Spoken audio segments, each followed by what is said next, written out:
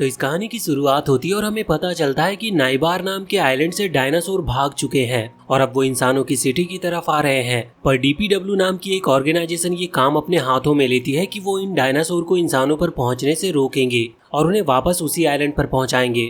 दो officer forest में आते हैं क्योंकि वहां पर एक डायनासोर था। तभी वो डायनासोर उनके सामने भी आ जाता है जो काफी गुस्से में दिख रहा था। पर वो दोनों ऑफिसर उस डायनासोर पर अटैक करते इससे पहले वहाँ ड्रेसियस नाम का एक लड़का आता है जो कि उनकी हेल्प करने आया था। तभी ड्रेसियस देखता है कि उस डायनासोर के पैर में एक लोहे की चीज लगी है तो वो उसे निकाल देता है जिससे उस डायनासोर का दर्द खत्म हो जाता है। तो वो बिल्कुल शांत हो गया था और ड्रेसियस उसे प्यार भी करता है। फिर वो ड्रोनी को गले लगाता है क्योंकि वो उसकी पिछली बॉस है। लेकिन तभी वहाँ पर एक प्रेडिटर नाम का डायनासोर आता है जो उन पर अटैक करने लगा था। वो प्रेडिटर ड्रोनी पर अटैक करने ही वाला होता है पर ड्रेसियस उनकी गन ले लेता है और उस प्रेडिटर पर शूट करता है जिससे वो वहां से भागने लगा था। पर ड्रेसियस यही उसका पीछा नहीं छोड़ता और गन लेकर उसका पीछा करने लगता है।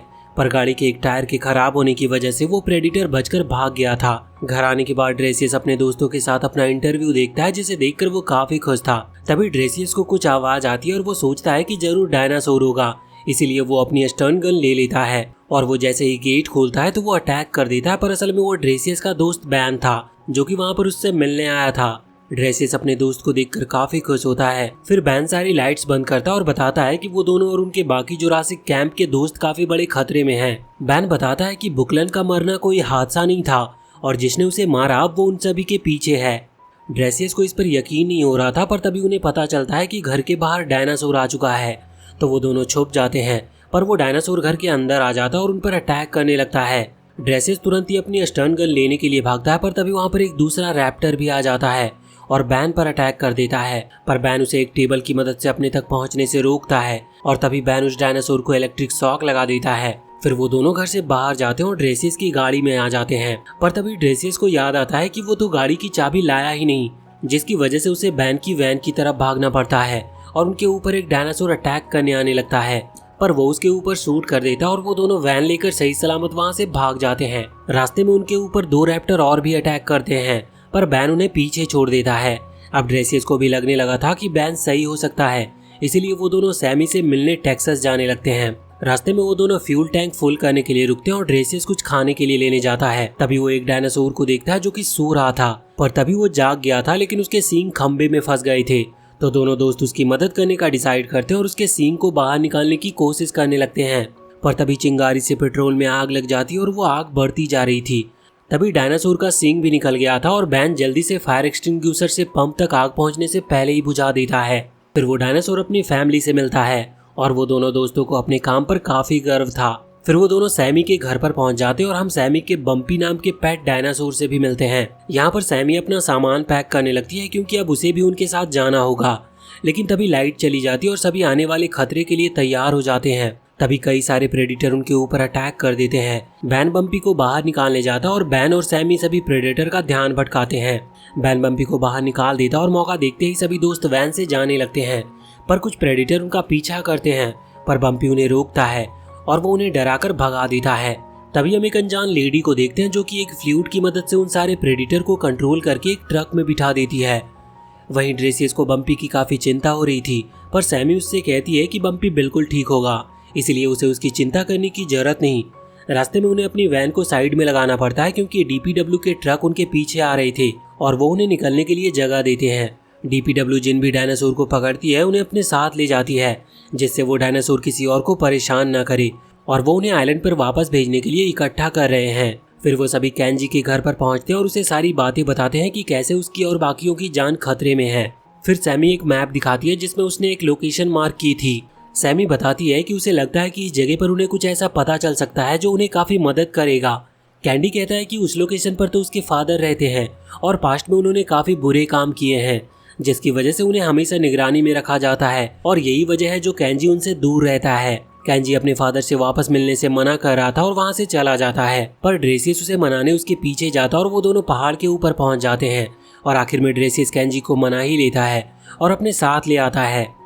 फिर वो चारों दोस्त अलग अलग होकर काम करने का डिसाइड करते हैं। इसके बाद बैन और सैमी याय को लेने जाने लगते हैं। वहीं इधर बम्पी गलती से डीपीडब्ल्यू वालों के पास पहुंच जाता और वो लोग बम्पी को पकड़ लेते हैं।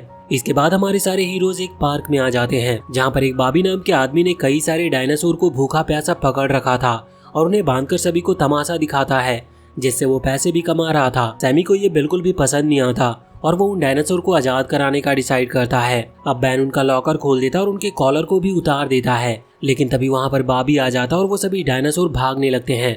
बॉबी उनसे बदला लेने की कोशिश करता है, पर सैमी उस आदमी को काफी बुरी तरह से मारती है और तभी कुछ डायनासोर भी आकर उस आदमी को पीटकर उससे अपना बदला लेते हैं। फिर वो दोनों सभी डायनासोर को आजाद करने के बाद वहाँ से अपने मिशन के लिए निकल पड़ते हैं। दूसरी तरफ केंजी और ड्रेसियस केंजी के फादर डैनियल के पास जाते हैं और उससे पूछते हैं कि क्या उन पर हो रहे अटैक के पीछे किसी तरह से उनका हाथ है। डैनियल मना कर देता है, साथ ही वो केंजी को बताता है कि उसके पास एक प्लान है। डैनियल एक प्रोजेक्ट के बारे में बताता है और वो उससे केंजी और उसके दोस्तों का फेस यूज करके इन्वेस्टर को लाना चाहता है, क्योंकि केंजी और उसके दोस्तों को हीरो की तरह देखा जाता है। पर केंजी पहले से ही अपने फादर से नाराज है और वो उनकी कोई भी मदद करने से मना कर देता है। पर डैनियल को पता था कि उसका बेटा कभी उसकी बात नहीं मानेगा, इसीलिए वो ऑफर देता है कि अगर केंजी उनकी बात मानता है तो वो उसे बुकलन के बारे में सब कुछ बता देगा। केंजी इस बारे में ड्रेसिस के पास बात करने आता और बताता है कि अगर उन्हें इन्फॉर्मेशन चाहिए तो उसके फादर का पपेट बनना होगा, पर दोनों ही इसके लिए मना कर देते और वापस जाने का तय करते हैं। पर उन्हें जाता देखकर डैनियल बताता है कि बुकलन उनके पास आई थी और उसने उससे डायनासोर स्मगलिंग की गैंग ज्वाइन करने की कही, पर बुकलन काफी अजीब लग रही थी। वो काफी इविल और सेंसिटिव भी लग रही थी।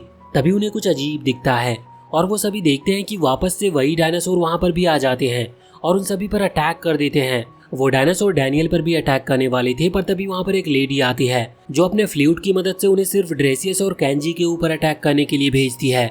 पर डैनियल अपने बेटे को ऐसे मरता देख नहीं सकता था और वो डायनासोर को रोकने की कोशिश करने लगता है और उन दोनों को भागने की कहता है।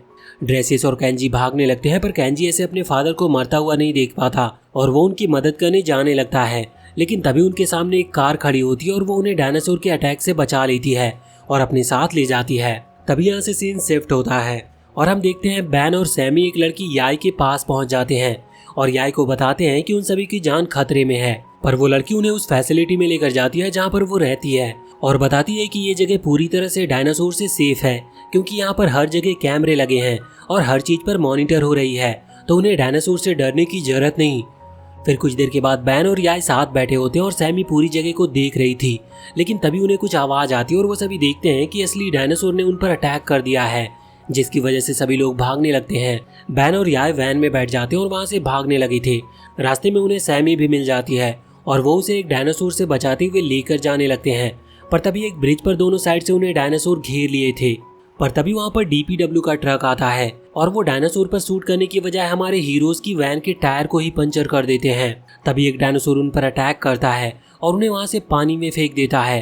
पर मुसीबत यहीं पर खत्म नहीं होती और एक पानी वाला डायनासोर उनकी वैन तोड़ने लगता है, जिसकी वजह से पानी अब वैन के अंदर भी आने लगा था और उन्हें पूरी तरह से पानी भरने से पहले ही बाहर निकलना है। दूसरी तरफ केंजी अपनी फादर की ऐसी मौत से काफी निराश था और केंजी कार से बाहर आकर रोने लगता है।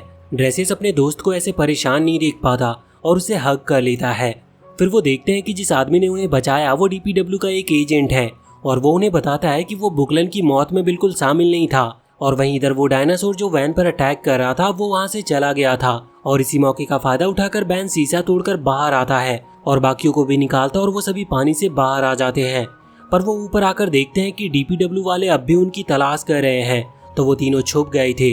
वहीं वो कार वाला आदमी ड्रेसियस और केंजी को बताता है कि वो DPW के लिए उनका ट्रक चलाता था। एक दिन उसे नाइट की ओवरटाइम जॉब मिली। काम ज्यादा मुश्किल नहीं था, इसलिए उसने काम ले लिया।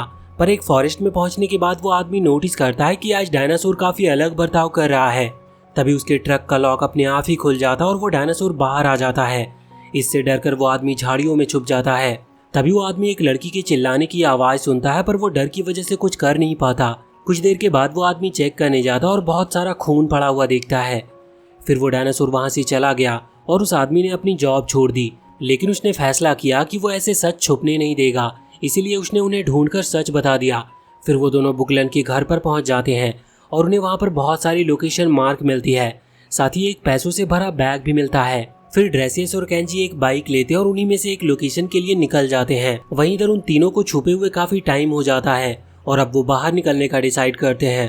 तभी उन्हें DPW का एक डायरेक्टर देख लेता है और उससे बात करके उन्हें पता चलता है कि वो उन पर हुए अटैक में शामिल नहीं है, पर फिर भी सैमी को उस पर भरोसा नहीं होता और वो उसे गिराकर सभी के साथ वहाँ से जाने लगती है। तभी उन्हें वहाँ पर बम्पी भी दिखता है, तो बैन गेट को ओपन करके वो बम्पी को आजाद कर देते हैं। सीन शिफ्ट होता है और हम देखते हैं कि ड्रेसियस और केंजी के काफी देर इंतजार करने के बाद उनके सामने एक ट्रक आता है जो डायनासोर को किसी दूसरे ट्रक से स्मगल कर रहा था, जिसके बाद वो दोनों उसका पीछा करने लगते हैं जिससे उन्हें पता चल सके कि कौन इस स्मगलिंग के पीछे है। वहीं बैन बम्पी को आजाद तो कर देता है पर उसे उसका दोस्त कुछ अलग दिख रहा था, तो वो उसे एक ट्रक में डाल देते हैं। लेकिन तभी ड्राइवर उस ट्रक को कहीं ले जाने लगता है और पहुंचने पर बैन उस ट्रक की इमरजेंसी एग्जिट में छुप गया था क्योंकि कुछ लोग ट्रक में आ रहे थे। वो लोग बम्पी को इलेक्ट्रिक शॉक देने लगते हैं। बैन उन्हें अकेला नहीं हरा सकता था, इसलिए वो सिर्फ देखने के अलावा कुछ कर नहीं पाता। हम देखते हैं कि केंजी और ड्रेसियस भी वहाँ पर आ गए थे और वो सैमी और आई से भी मिल जाते हैं, जिससे उनका ग्रुप कुछ हद तक पूरा हो गया था। तभी वो लोग देखते हैं कि बम्पी को एक केज में डाल दिया गया है और तभी उनके पास बैन भी आ जाता है। फिर वो सभी मिलकर बम्पी का केज खोल देते हैं और देखते हैं कि बम्पी की हालत बहुत ज्यादा अच्छी नहीं लग रही। पर सैमी काफी जल्दी समझ जाती है कि यहाँ पर क्या हो रहा है और बताती है कि बम्पी अंडा देने वाली है, इसलिए वो अजीब बर्ताव कर रही है। कुछ ही देर में बम्पी अंडे भी दे देती है और सभी ये देखकर काफी खुश होते हैं। पर तभी वहाँ पर डायरेक्टर आता और उसे मारने के लिए उन्हें जेल में डालने की कहता है, पर बैन और सैमी मिलकर उसे काफी बुरी तरह से पीट देते हैं। फिर वो सभी वहाँ से भागने लगते हैं, लेकिन तभी उनके सामने वही लेडी आती है जो फ्लूट से डायनासोर को कंट्रोल कर सकती थी। तभी डायरेक्टर भी वहाँ पर आ जाता और हैरान हो जाता है कि उस लेडी ने ये सब किया। तो डायरेक्टर उस लेडी को फायर करने की कहता है, पर वो लेडी वहाँ पर बहुत सारे रैप्टर को बुला लेती है और डायरेक्टर को उनसे मरवा भी देती है। अब वो सारे रैप्टर हमारे हीरोज को भी मारने वाले होते हैं,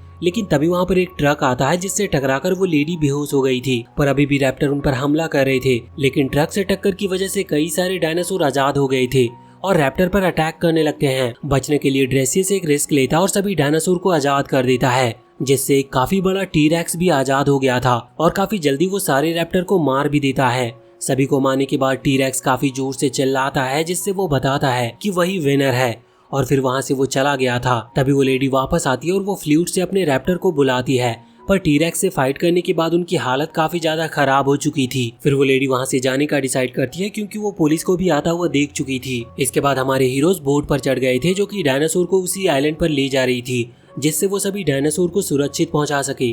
तभी यहाँ से सीन शिफ्ट होता और हम देखते हैं कि बुकलन अभी भी जिंदा है और वो इतने टाइम से अभी तक छिपी हुई थी। पर इसी के साथ ये मूवी यहीं पर एंड होती है। तो वीडियो अगर पसंद आई हो तो चैनल को सब्सक्राइब करके बेल आइकन जरूर दबा लें और कमेंट सेक्शन में हमें बताएं कि आपको ये वीडियो कैसी लगी।